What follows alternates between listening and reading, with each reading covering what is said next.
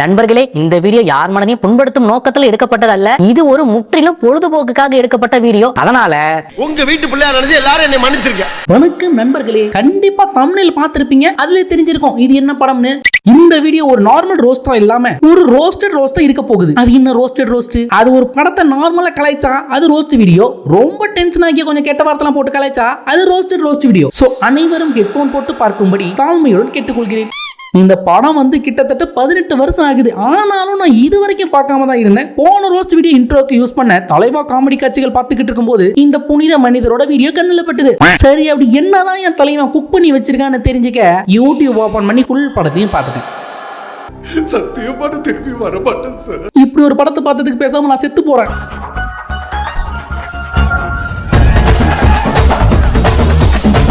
அது என்ன, யாருக்கு யாரோ ஸ்டெப்னி? நீங்க இந்த மஞ்சளாவை கல்யாணம் பண்ணிப்பீங்க, என்ன அந்த ஸ்டெப்னி சக்கர மாட்டும் சைடுல வச்சுக்கலாம்னு மட்டும் நினைக்காதீங்கன்னு சொன்னேன். என் எதிர்கால வாழ்க்கையின் முன்னேற்றத்திற்கான ஒவ்வொரு ஸ்டெப்பும் நீயா இருக்கணும்னு தான் நான் நினைச்சேன். ஒவ்வொரு ஸ்டெப்பு நீயா ஸ்டெப்பு நீயா தான் இருக்கணும்னு நினைச்சேன் ஒழிய உன்னை ஸ்டெப்னியா நினைக்கலமா. இல்ல நீ ஒரு ஆர்டிஸ்ட்னு காமிச்சிட்டா. ஒரு ஸ்டெப்னியை எவ்வளவு அழகா பிளான் பண்ணி கழட்டி விட்டுருக்கான் பாரு. மோத்தா உன்னை பெத்தாலா இல்ல யானை கக்குச்சாடா. இப்போ ஓபன் பண்ணா இப்படத்தில் வரும் கதை மற்றும் சம்பவங்கள் முழுக்க கற்பனையே, யார் மனதையும் புண்படுத்தும் நோக்கத்தில் எடுக்கப்பட்டதல்ல அப்படின்னு டைட்டில் கார்டு போட்டு முடிச்சதும் ஹீரோயின் என்ட்ரி ஆகி காட்டுல மேட்டுல எல்லா இடத்துலயும் பாட்டு பாடிக்கிட்டே சுத்துறாங்க. மயில அந்த ஓடி வந்து செய்தி சொல்லும் குயிலே மயில. இப்ப சாங் கட்டான உடனே ஹீரோயின் மேடம் ரோட்ல நடந்து போயிட்டு இருக்காங்க. அந்த பக்கமா வந்து திருட்டு பசங்க அவங்க கழுத்துல இருக்கிற செயினை ஸ்நாச்சிங் பண்ணிட்டு போயிடுறாங்க. உடனே ஹீரோ சார் என்ட்ரி கொடுத்து சேஸ் பண்ணி போறாரு.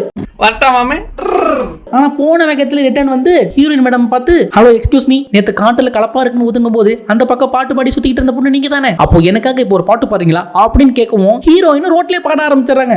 குங்குமப்பட்டு எனக்கு தான், சவந்த பழம் உனக்கு தான், குங்குமப்பட்டு இருக்குதான். Wow, what a voice. உங்களுக்கு நான் ஏதாவது ஒண்ணு பண்ணியே ஆகணும்னு 5 பவுன் தங்க செயினை கட்டி கிஃப்டா கொடுக்குறாரு. யோ ஹீரோ, அந்த பாட்டு கர்மம் என்ன நல்லா இருந்துச்சு, அதுக்கு போய் 5 பவுன் செயினை கழட்டி பரிசா கொடுக்குற. நீங்க இந்த கிஃப்டை வாங்கிக்க மாட்டீங்கன்னு தெரியும், உங்க செயின் தான் திருடிட்டு போயிட்டாங்கல்ல, சோ என் செயினை வச்சுக்கோங்க. அட என்னன்னா அவன் சரியான லூசு இருப்பான் போல. ஓஹோ, அப்ப ரோட்ல இவர் போயிட்டு இருக்கும்போது இவருக்கு முன்னால யாராவது செயினை திருடிட்டு போயிட்டாங்கன்னா இவரு போய் அவங்களுக்கு செயின் கொடுப்பாரு. இவனை ஃபாலோ பண்ணுங்கடா. எந்தெந்த ரூட்ல போறானோ அங்கங்க ஆள் போடு. இப்ப செயினை கொடுத்து ஹீரோயின் வாங்காததால் அவர் வண்டியோட டயரை கழட்டி கொடுக்குறாரு. அப்ப ஹீரோ சாருக்கு ஏதாவது ஒண்ணு கொடுத்தே ஆகணும் அதானே. ஆனா ஹீரோயின் மேடமும் அந்த டயரை பெருந்தன்மையா வாங்கிட்டு கிளம்பிடுறாங்க. இப்ப கட் பண்ணா அடுத்த நாள் ஹீரோ சார் அவங்க வீட்டுக்கே நேரடியா போறாரு. போயிட்டு ஃப்ரெண்ட்லியா தான் பேசிட்டு வருவார்னு பார்த்தா, இந்தாமா நேத்தியா வண்டி டயரை கழட்டிட்டு போனல, ஒழுங்கு மரியாதை எடுத்து கொடுத்துரு அப்படின்னு கேக்குறாரு. உடனே ஹீரோயின் மேடமும், சாரி சார், அதை நான் செகண்ட் ஹேண்ட்ல வித்துட்டேன், சீக்கிரமா உங்களுக்கு வேற டயர் வாங்கி தரேன் அப்படின்னு கன்வின்ஸ் பண்ணி அனுப்பிச்சிடுறாங்க. உடனே ஹீரோ சார் அந்த செயினை திருடிட்டு போன திருட்டு பசங்க எங்க இருக்காங்கன்னு தேடி கண்டுபிடிச்சு போய் அவங்க கிட்ட ஏன் செயினை வச்சுக்கீங்க, அந்த பொண்ணோட செயினை கொடுத்துருங்க அப்படின்னு கேக்குறாரு. மூளையில த்ரூடாச்சு போல இருக்காடா உனக்கு.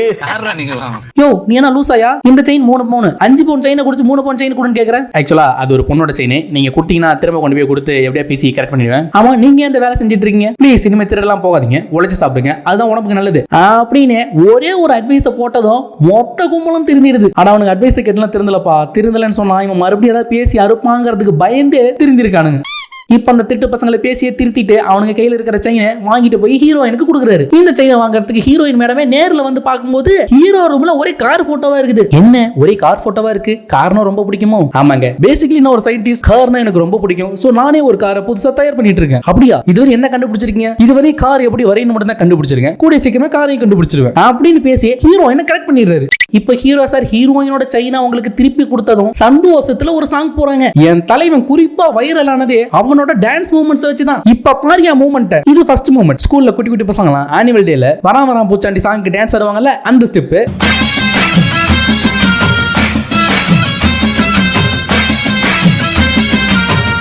அப்புறம் காலங்காத்தால காட்டு பக்கம் நடந்து போயிட்டு இருக்கும்போது கண்டதை மிதிச்சிட்டு கல்லுல காலை துடைக்கிற மாதிரி இன்னொரு ஸ்டெப்.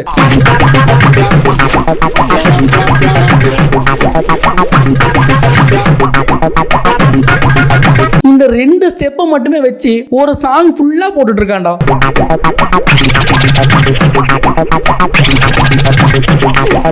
இப்ப இந்த கண்ட்ராவி சாங்லாம் முடிஞ்சதும் ஹீரோயினை அவங்க அம்மா கூப்பிட்டு அட்வைஸ் பண்றாங்க. இல்லம்மா அவன் ஏதோ திருடங்கிட்ட வந்து செயின் வாங்கி கொடுத்தா ஓகே, அதுக்காக நீ அவங்க கூட ஜாயின் ஆயிடாத அப்படின்னதும், மா என்ன பேசுறீங்க நீங்க, அவர் எவ்வளவு பெரிய சயின்டிஸ்ட் தெரியுமா, அது சயின்டிஸ்ட் தெரியுமா, அவர் கையில மட்டும் பணம் இருந்ததுன்னா இன்னார் எத்தனை காரை கண்டுபிடிச்சிருப்பார் தெரியுமா, அப்படிப்பட்டவரை பத்தி தப்பா பேசிட்டேன். இப்போ அந்த சைனா திருட்டு பசங்க எல்லாம் ஒன்னா சேர்ந்து மனம் வருந்தி திருந்தி ஒரு கேரேஜ் ஓபன் பண்ணிருக்காங்க. ஹீரோ சார் அவருக்கு போர் அடிக்கும் போது அந்த கேரேஜ்ல போய் அவங்க கூட உட்காந்து பேசிட்டு இருப்பாரு. இப்ப திரும்ப அங்கிருந்து கட் பண்ணி ஹீரோயின் மேடம் ஹீரோவை கூட்டிட்டு போய் அவங்க அப்பா கிட்ட இன்ட்ரோ கொடுக்குறாங்க. அப்பா அவருக்கு இருக்கிற திறமைக்கு இன்னார் எவ்வளவு பெரிய ஆளா வந்திருக்கணும், ஆனா இன்னும் வராம இருக்கிறாரு, சோ முடிஞ்ச அளவு நீங்க ஹெல்ப் பண்ணுங்க அப்படின்னு கோத்து விட்டுறாங்க. அவங்க அப்பாவும் அவர்கிட்ட சில பல கேள்வி எல்லாம் கேட்கிறாரு. பகலில் நட்சத்திரம் தெரியுமா? தெரியாது சார். பகலில் ஆந்தைக்கு கண் தெரியுமா? தெரியவே தெரியாது சார். கெட்டு முடிச்சிட்டு இவன் உண்மையிலே டம்மி பீஸ் தான் போல, என்ன தைரியம் இருந்தா என் பொண்ணை கரெக்ட் பண்ணி என்கிட்டயே வந்து பணம் கேட்டுட்டு இருப்ப, ஒழுங்கா ஓடி போயிடு அப்படிங்கிறாரு. சரி பணம் தான் கிடைக்கல, ஒரே ஒரு காரோட படமாவது கொடுங்க அப்படின்னு ஹீரோ சார் கேட்க அதையும் கொடுக்காம துரத்தி விட்டுறாங்க. உடனே ஹீரோ சார் அவரோட பிளானை எப்படியாவது எஸ்டாப்ளிஷ் பண்ணியே ஆகணும் அப்படின்ட்டு ஃபைனான்சர் தேடி போறாரு. எனக்கு ஒரு 7 லட்சம் தேவைப்படுது.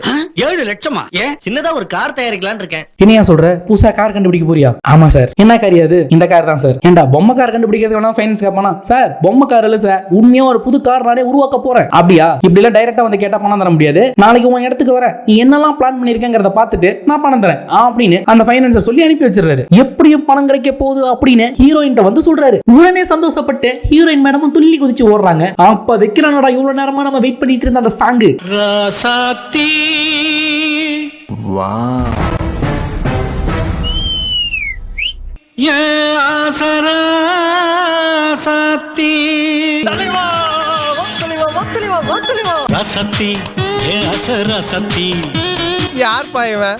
பவர் ஸ்டார் தம்பி 4 ஸ்டார் மாதிரி இருக்கான். நம்ம தலைமை உலக அளவுல ஃபேமஸ் ஆன ஒரே காரணமே இந்த சாங் தான். ஏன் அவ்வளவு சூப்பரா இருக்குமா? பக்கவாதம் வந்தவன் படுத்துக்கிட்டே கோரிய பணம் எப்படி இருக்கும் அப்படி இருக்கும்.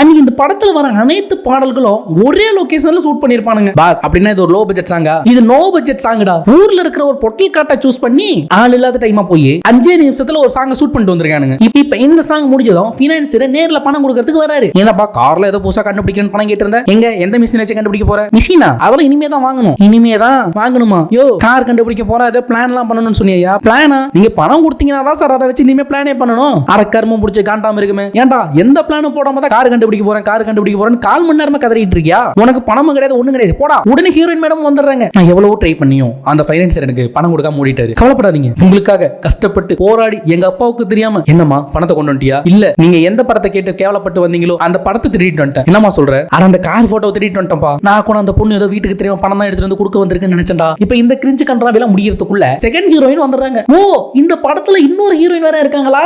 யார் நீங்க? உங்களுக்கு என்ன வேணும்?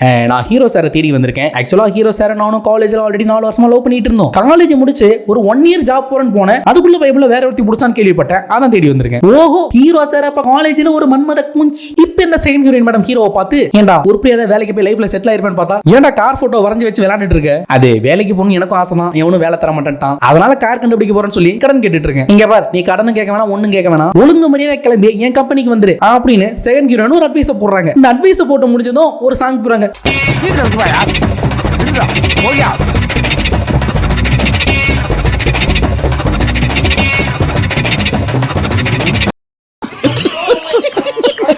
என்னடா கொடுமை இது? அட்வைஸ் பண்ணதுக்கெல்லாம் சாங் போவீங்க?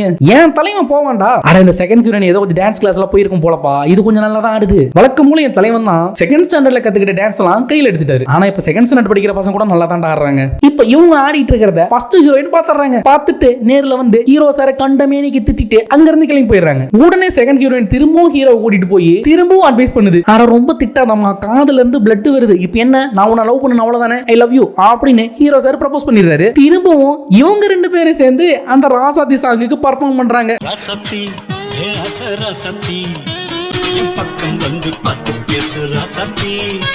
ஐயோ மீண்டும் மீண்டுமா? ஒரு பாட்டை எத்தனை தடவை எடுப்பீங்க? இந்த இத்து போன இரும்பு மண்டையை வேற அதே ஸ்டெப்பே போடுவானே. இப்ப திரும்பவும் சாங் முடிஞ்சதும் அவங்க ஃபைட்டை கண்டினியூ பண்றாங்க. ஏன்டா டேய், என்ன தைரியம் தான் 4 வருஷம் லவ் பண்ண என்ன விட்டுட்டு புதுசா எவ்வளவு ஒருத்தர் கரெக்ட் பண்ணி வச்சிருக்க அப்படின்னு நாக்கு புடுங்குற மாதிரி கேக்குறாங்க. அது ஒண்ணு இல்லாம 1 வருஷமா ஒண்டி கட்டையா சுத்திக்கிட்டு இருந்தேன், அதுல கொஞ்சம் சவலப்பட்டு சறுக்கி விழுந்துட்டேன் அப்படின்னு கேவலமா ஒரு ரீசனா சொல்றான்டா. திரும்பவும் ஃபர்ஸ்ட் ஹீரோயின்ட்ட போய் கரெக்ட் பண்ண ட்ரை பண்றான். அட காஜி புடிச்ச காண்டாம இருக்க டேய், நீ யாரை தான்டா லவ் பண்ற? ஒண்ணு அவளை லவ் பண்றேன்னு சொல்லு, இல்ல இவளை லவ் பண்றேன்னு சொல்லு. என்னடா ரெண்டு பேருமே போய் கரெக்ட் பண்ணிட்டு இருக்க? இப்ப ஹீரோ சார் எவ்வளவு ட்ரை பண்ணியும் ஃபர்ஸ்ட் ஹீரோயின் மேடம் செருப்ப கலட்டி அடிக்கிற குறையா திட்டிட்டு போயிடுறாங்க. சரி, நம்மளா தேடி போனது தெரியல, தானா வந்தது ஏன் விடுவானேன்ட்டு செகண்ட் ஹீரோயின்ட்ட திரும்ப போய் நான் கட்டினா ஒண்ணு மட்டும் தான் கட்டுவேன், அவளை எப்பயோ கழட்டி விட்டுனேன் அப்படின்னு டைலாக் போட்டு இருக்காரு. இப்ப திரும்பவும் கட் பண்ணி சாங் போறானுடா.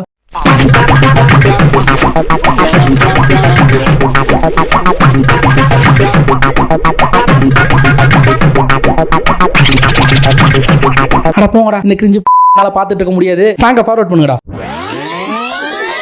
இப்ப இந்த சாங் முடிஞ்சதும் ஃபர்ஸ்ட் ஹீரோயின் நேர்ல வந்து என்ன தைரியம் இருந்தா என்ன இவ்வளவு நாள் ஸ்டெப்னியா யூஸ் பண்ணிட்டு இருப்ப அப்படின்னு கேக்குறாங்க. அதுக்கு ஹீரோ சார் ஒரு விளக்கம் ஒண்ணு கொடுப்பாரு பாரு. என் எதிர்கால வாழ்க்கையின் முன்னேற்றத்திற்கான ஒவ்வொரு ஸ்டெப்பும் நீயா இருக்கணும்னு தான் நான் நினைச்சேன். ஒவ்வொரு ஸ்டெப்பும் நீயா, ஒவ்வொரு ஸ்டெப்பும் நீயா, ஸ்டெப் நீயா தான் இருக்கணும்னு நினைச்சேன் ஒழிய உன்னை ஸ்டெப்னியா நினைக்கலமா. ஆனா ஹீரோ சார் நீங்க ரொம்ப தெளிவு சார், என்ன அழகா ஒரு ஸ்டெப்னிய கழட்டி விட்டீங்க பாத்தீங்களா. இப்ப அப்படியே அந்த பொண்ணை கட் பண்ணி விட்டுட்டு செகண்ட் ஹீரோயின் கூட ஜாயின் ஆயிடுறாரு. பாதி படத்தை காரை வச்சே ஓட்டுனதுனால காரம் கனவரையா நினைச்சு சுத்தி வரீங்களோ? ப்ரோ ஒரு அளவுக்கு தான் ப்ரோ, எல்லாமே சும்மா எல்லாம் நோண்ட கூடாது ப்ரோ. ஒரு வழியா அந்த கிரிஞ்சு கன்றாவியான கண்டார் படமும் முடிஞ்சதுடா. எப்பாடி யாரா நீங்க மொத்த கிரிஞ்சி ஒன்னா கொட்டி கிண்டி வச்சிருக்கீங்க? இந்த கிரிஞ்சு கன்றாவியான படத்தை நீங்க யாராவது பார்த்து ஆபத்துல சிக்கிர கூடாதுங்கிற ஒரே காரணத்துக்காக நான் பார்த்து ரோஸ்ட் பண்ணிருக்கேன். சோ இந்த வீடியோ உங்களுக்கு பிடிச்சிருந்தா லைக் பண்ணுங்க, கீழே வந்து சப்ஸ்கிரைப்னு ஒரு பட்டன் இருக்கு, அதை கிளிக் பண்ணி சப்ஸ்கிரைப் பண்ணிக்கோங்க, பக்கத்துல ஆல்னு ஒரு சிம்பிள் வரையும் அதை கொடுத்துக்கோங்க. அண்ட் சீக்கிரமாவே இன்னொரு கிரிஞ்சு மூவி ரோஸ்டோட உங்க எல்லாரையும் சந்திக்கிறேன். And this is Vijay Kumar signing off. Bye.